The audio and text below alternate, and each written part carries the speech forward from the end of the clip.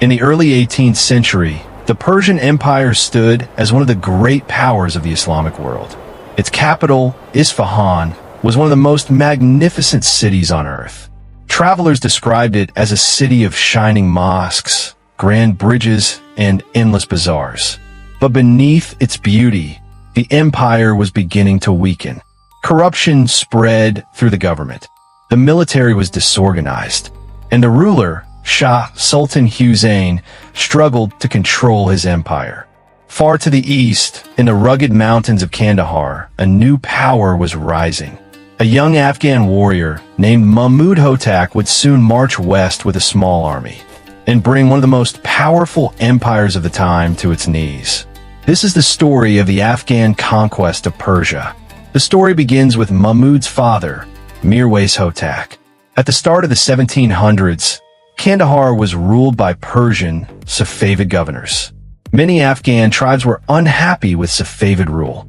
Taxes were heavy, and tensions between local Afghans and Persian authorities grew stronger every year. Mirwais Hotak was a respected tribal leader of the Ghilzai Pashtun. At first, he appeared loyal to the Safavid authorities, but secretly, he was preparing a rebellion. In 1709, the Afghan tribes rose up in Kandahar.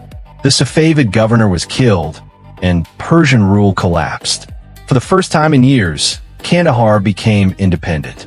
Mirwais Hotak had founded what would become the Hotak dynasty.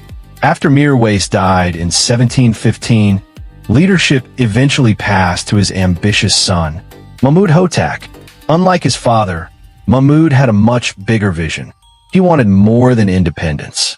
He wanted conquest. While the Hotak state was growing stronger in Kandahar, the Safavid Empire was falling apart. The once powerful Safavid army had become weak and poorly organized. Government officials were corrupt. Regional governors ignored the orders of the Shah. Even the capital city of Isfahan was filled with political intrigue. The ruler, Shah Sultan Husayn, was known to be deeply religious but politically weak. He relied heavily on court advisors and rarely took strong action. Across the empire, rebellions began to appear. For Mahmud Hotak, this was the perfect opportunity. If Persia was weak, then perhaps it could be conquered. In 1722, Mahmud Hotak made his move. He gathered an army of roughly 20,000 Afghan warriors. Compared to the massive Safavid military, this force seemed small. But the Afghan soldiers were hardened fighters. Many had grown up in harsh mountain environments. They were disciplined, mobile, and highly motivated. Mahmud led his army westward across deserts and mountain passes. The journey was long and dangerous, but the Afghan army pushed forward toward the heart of Persia. Their destination, Isfahan, the capital of the Safavid Empire. The Persian army finally moved to stop Mahmud's advance. The two forces met near Isfahan at the Battle of Gulnabad. The Safavid army was much larger. Some estimates suggest it had more than 40,000 soldiers. Mahmud's army was far smaller. But numbers alone do not decide battles. The Afghan warriors fought with discipline and determination. Their cavalry launched powerful attacks against Persian formations. The Safavid army struggled with poor coordination and weak leadership. As the battle continued, the Persian lines began to collapse. Soon, panic spread across the battlefield. What began as a battle soon became a rout. Against overwhelming odds, Mahmud Hotak had defeated the Persian army. The road to Isfahan was now open. After the defeat at Gulnabad, Mahmud advanced toward Isfahan. But the city was enormous and heavily fortified. Storming the walls would be extremely costly. So Mahmud chose a different strategy. He surrounded the city. Supplies were cut off. Food stopped entering Isfahan. Weeks turned into months. Inside the city, hunger began to spread. Markets emptied. Families struggled to survive. The once wealthy capital of Persia slowly began to starve. By the autumn of 1722, the situation had become desperate. Finally, Shah Sultan Husayn accepted the inevitable. He agreed to surrender. The gates of Isfahan were opened.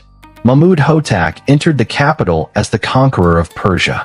Inside the royal palace, a historic moment unfolded. The Persian Shah removed his crown. and placed it upon the head of Mahmud Hotak. At that moment, more than 2 centuries of Safavid rule came to an end. An Afghan warrior from Kandahar had become the ruler of Persia. The world was stunned. Few could have imagined that such a small force could defeat such a powerful empire. But Mahmud Hotak had done exactly that. Mahmud Hotak's conquest of Persia remains one of the most remarkable military victories in Middle Eastern history. A relatively small Afghan army defeated a powerful empire and captured its capital. For a brief moment, the Hotak dynasty ruled Persia. But the story did not end there. In the years that followed, new leaders would rise, and the struggle for Persia would continue. Yet the name Mahmud Hotak would always be remembered as the man who brought down the Safavid Empire, a conqueror from the mountains of Kandahar, who changed the course of history.